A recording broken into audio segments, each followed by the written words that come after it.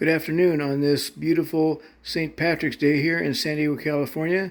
As you can see by my temperature readout that it's 69 degrees here in San Diego, so we are pretty happy today.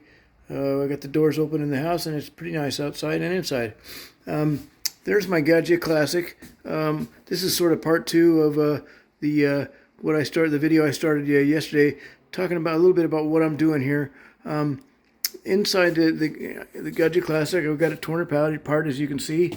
And the other day when I was talking, I realized that I really didn't point out exactly what I was doing. So if you're interested, stick on for about a minute or two here, and we'll show you. I'm having a hard time holding the camera up here, so just hang in there with me.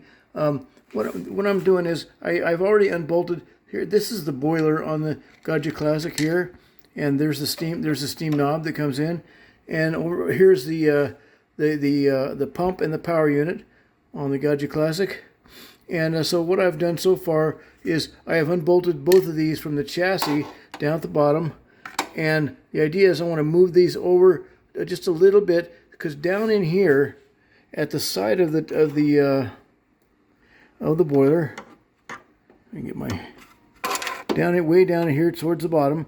I have to remove the thermostat, and what I will do then, once I remove it, is I'll replace it with this wire. At the end of the wire is this sensor that feeds back to the PID, which is here. And once I do that, then that's where all the magic happens. I got these other sensors here that got to go. They're part of the one's the steam sensor, and one is the brew temperature sensor. And what I'm gonna the idea is I got to get this. Once I remove the thermostat, I got to get my hand way down in here at the bottom of that, at the bottom of the boiler, and screw this thing in.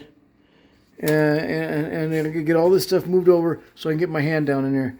And once I do, then I'll mount the PID unit probably here on the side of the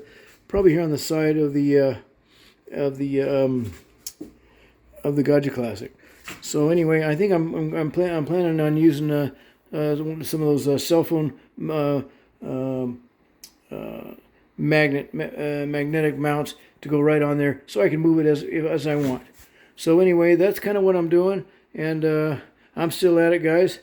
But hope the next time you see this video from me, you'll see it in place and hopefully working. All right, hope you're having a great St. Patty's Day.